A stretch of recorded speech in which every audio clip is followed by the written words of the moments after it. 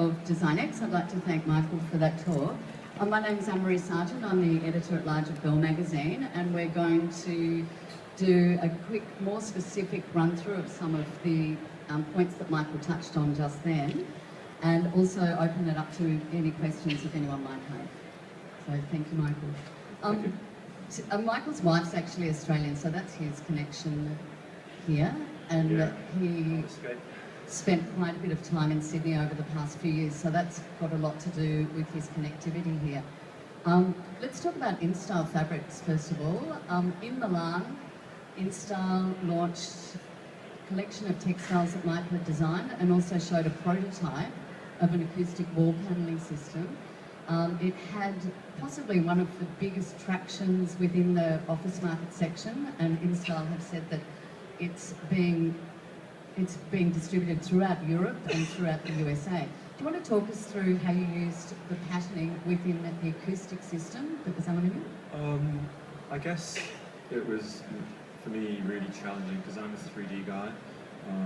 I don't do much 2D stuff, but I think it was, you know, for Michael to actually have the courage to ask me to do it was one thing, but that's Michael Fitzsimmons from InStyle Fabrics. Yeah. And you know, I think they saw enough in my work to think that I could translate the 3D things into 2D. So effectively, we developed this process in the computer to create these mosaics and stop the programs at certain points in time to actually make these patterns. So for me, that was a real reason. And then I guess the challenge was then to translate that into reality, but it turned out spectacularly well. Really, it's gone crazy. So it's actually, yeah, it's kind of annoying, you know. And then with the EOQ brand, which was born of the project with your wife, that I believe is something that's launching with designEX. Yeah, I'm going to be doing a big launch in Sydney for that company in August. Yeah, so that's all of the stuff that was in Milan is coming over here, and yeah, I mean, I think what I like about the fact that, you know, the cafe market in Australia is probably the best in the world. So for them to have some real furniture, it would be quite a special occasion. And when we spoke previously, you were explaining that a lot of the relationships you have with the manufacturers, for example with the EOQ products, were manufacturers that had never worked in the interiors sector before, previously. Like, for example, correct me if I'm wrong, the lights were manufactured in an air conditioner. Was it a factory that manufactured air conditioning? Basically, you know, there's, you know, one of my friends now, they make things for all different types of equipment, whether it's washing machines, buttons for Panasonic, TV screens. So they have these factories with all of these different processes going on. So, you know, I guess my job is to see things in a different way. So when I saw these parts, I just went, bang, we can do this. And that's, you know, when people see that in industrial design, they know that it's something that's new, it's never happened before, it's not an introduction, it's a good price, it's really cheap, it can be any colour. So really that's the idea for the company, is to protect through innovation, but also it's kind of back to the machine age. You know, industrial design was invented to help make money after the First World War and the Second World War, and that was the real machine age when design was just something for economy, and I really sort of, that company is a tribute to that level of machine age work. So in that sense, do you think that that is establishing sustainable relationships in terms of you're taking a project, which is ultimately a commercial project, but it's breathing new life into factories that are damaged by either competitive products or competing technologies? Completely. I mean, I you know, touch wood, wood in it, it's all plastic. You know, I would challenge anyone. It's sponsored by a timber company. Okay, well, I'll touch that after this conversation. I really don't think anyone can copy that metal chair. It's really, you really have to know how to do things in a factory.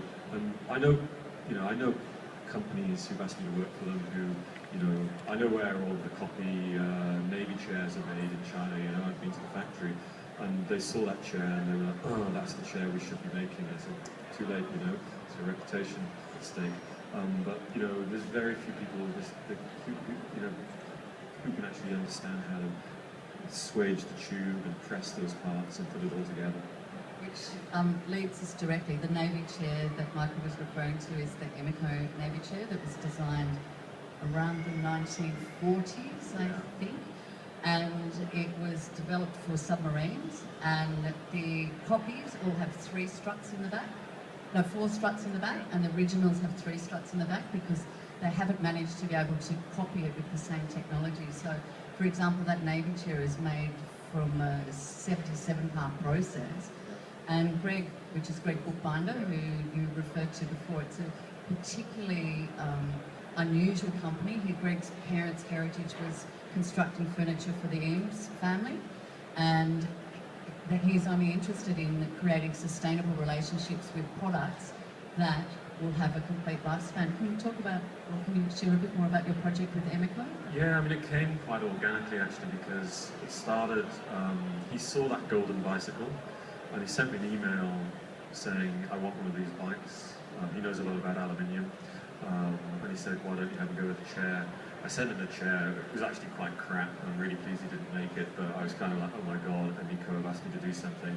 And then what I realised is that, you know, you can't just do a project that is, there has to be integrity in the project. It doesn't, so you just can't just sit there and design it one day. You have to have it has to be fit in with the moving philosophical, you know, the momentum of his thinking and his company and life at the time. It's not just a shape. So, you know, when we developed that recycling concept, and you know, he knew the Amish factory and that story, then there was a real reason to make a sustainable product. So you know, that's quite a magical experience, and there's very few companies in the world like that. You know, I started working with Magis again. I worked with them making plastic stuff when I was really young, and I guess probably made a lot of mistakes, really, some very expensive ones, because I was more into just like, hey, you got to work for Magis, got to work for Cappellini, you got to work for them, but you know, it's kind of the wrong way around the whole subject. But now that I'm older, I've started designing for these companies for real reasons. So that just brings up something quite interesting. So as a younger designer, or a designer earlier in their career, a product or furniture designer, do you think there is that temptation to go chasing the brand to be able to get the attachment rather than focusing on the need and the form and the function of the product? Yeah, I mean, I think a lot of designers still, and I see it, you know, when I left college, there was probably about 20 designers in the world. Really, you know, there was Ron Arad, Tom Dixon, Jasper Morrison. You know, you had the Memphis movement, but there weren't many designers. It was a shit profession. You know, there was music, fashion, art. They were all multi-millionaires, and the designers were the guys living on their workshop floors. And literally, as you said, designing and making chairs for restaurants to earn a living, to be able to create your practice. Yeah, I mean, you've got to remember One Off by Robert Rad was created because you made one and you sold it, and you know, that was it.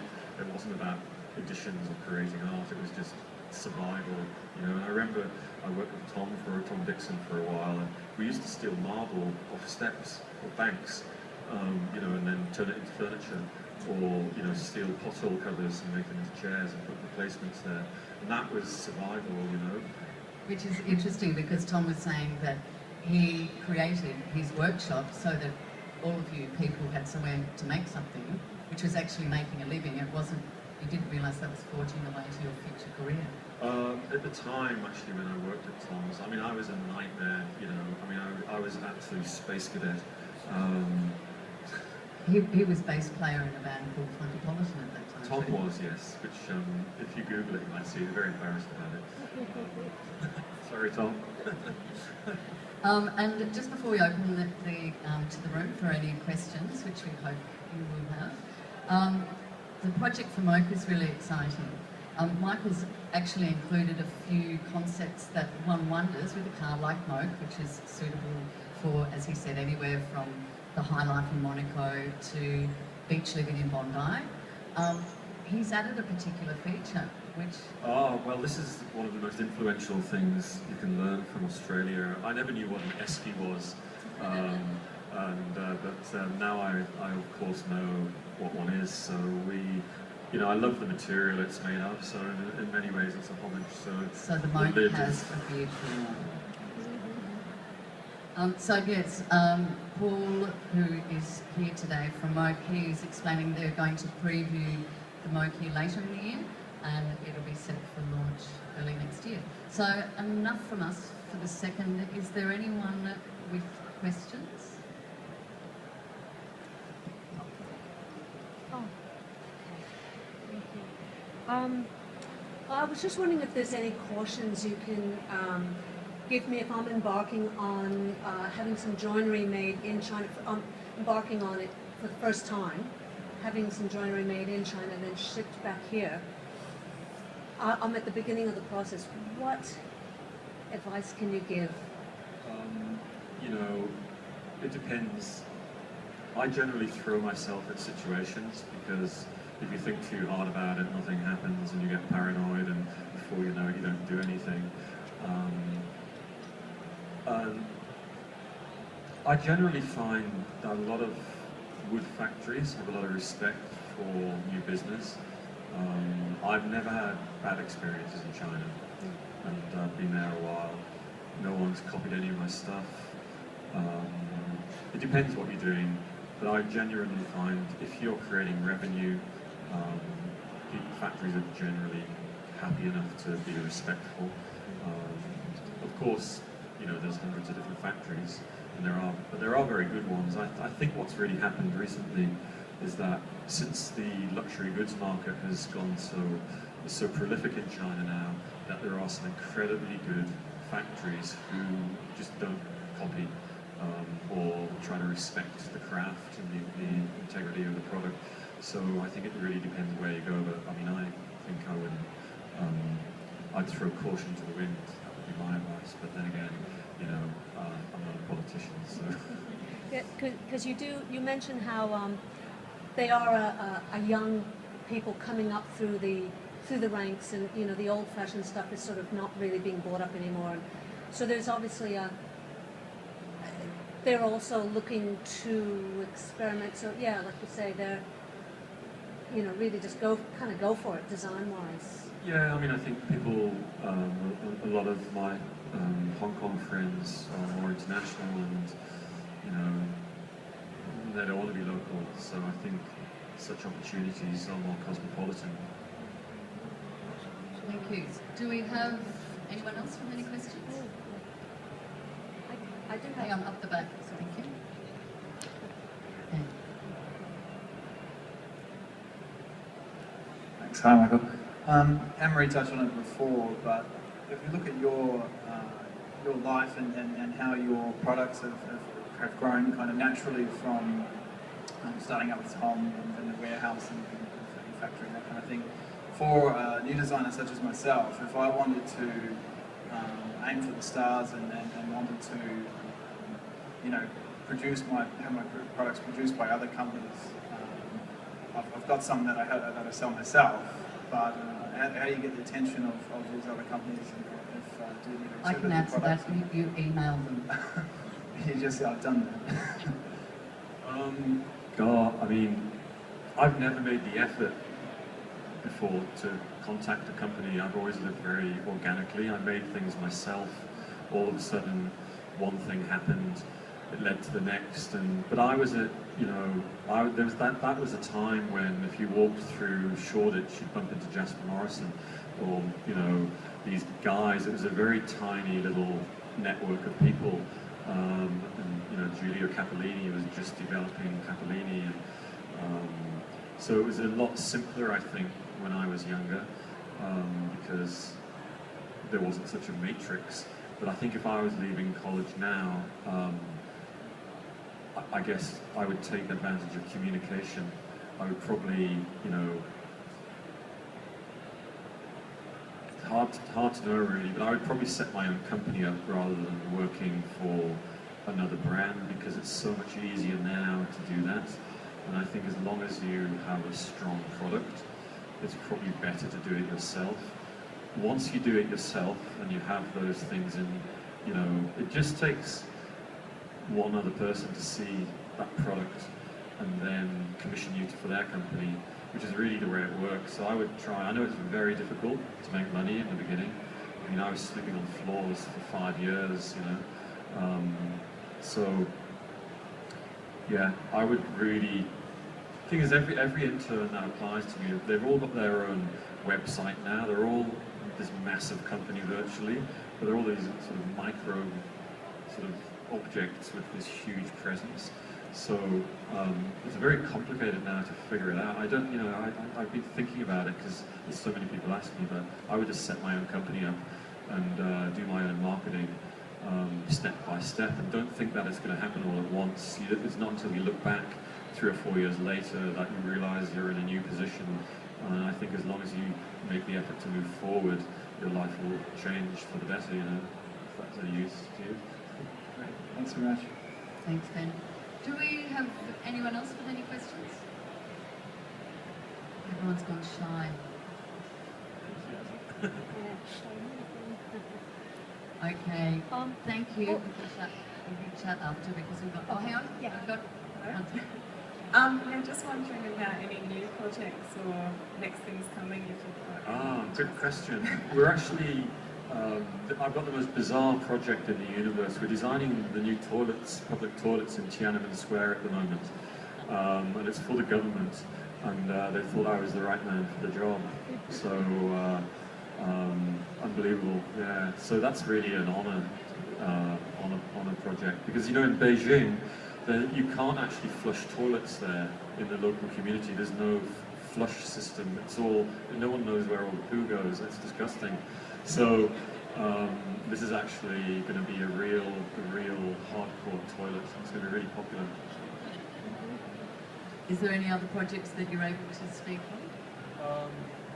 We're really busy on a lot of things all of the time. I'm designing a restaurant on a small island, Ile Saint-Louis in Paris at the moment, which is a boutique. They did one with another designer called Yemi Hale, called La Sargeant. My French is terrible. I actually like to murder the French language on purpose because I'm British, so I would say La Sargeant Recruiter. My restaurant's called La Petite Sargeant. So that's really, we're designing that physically now, and that's nice because we're doing everything, all of the furniture, the candle things, you know, hopefully we'll get to do the cutlery if there's time. So yeah, we're very lucky in our position now globally, so we're very fortunate. And the product designers in the room might be interested to know that Michael has quite a small studio base. Yeah, I mean, I guess what I've got is a really small team, I mean. Well, we've got 4 industrial designers, someone who does the colour, office manager. I've actually now got a full-time interior designer, interior architect, and then I've got another industrial designer in Paris. So we're more like a hit squad. But for example, with LaFrance, who's an exceptional mind, not the kind of guy I introduce to my clients. You know, he's a Viking with hair down to his waist, black nail varnish and leggings, and but he's a computer genius. You know, he can repair any computer you put in front of him. So he's been working with me for 13 years now. He's lived in Taiwan, Hong Kong, back to Paris, and I have a very organic. We don't talk to each other in the studio. It's all, we just. It's kind of weird because we're a very quiet, humble design office, but we kind of know how to work and what we're doing. So we don't even talk to each other. We just wink and nudge. We know what to do. We do a little sketch and it goes over there. And, so I don't really mind where my staff go. You know, if LaFrance wants to live in Paris, then he can do that. You know, Ben's going to go to Brussels to work in. There's a studio with a flat in it over there. So I like this organic approach to the way we work. It's inspiring. So that's almost like a freedom to be able to create in that way where everyone's contributing to being part of the process without the restrictions of the rules. So do you pull that team together per brief? So for example, you've got such a diverse range of products. You've got transport products, bicycles are now a car. You've got lifestyle products, you know, watches, for example, and then furniture, lighting. To be honest with you, I guess I know the abilities of my team really, really well, and I'll know what they'll be really bad at or really good at, and even, you know, I'll ask them I think you've got to be capable of monitoring people's emotions, because I think the worst thing you can do to a designer is give them a time card. So we're very organic we have meetings. I do a sketch and it goes through this process. It's I think the more you design, the bigger it's like the alphabet, the visual alphabet. The more you work, the more you learn about different shapes and different materials, and it comes together. It's sort of a living microcosmos. So it's not like it's not like working. I shouldn't really say this. It's not like working for Philips and where you put your time card in and then you leave at 5 o'clock. Hello, goodbye. There's no humility in that. So people who work for me are really in a human position. And on that really human note, we'd like to thank Michael for taking the time to visit Australia and to speak here today. He's been very generous on the floor with local designers going around and actually looking and learning their products, so it's obviously hard for that. And thank you all for coming. Thanks for listening.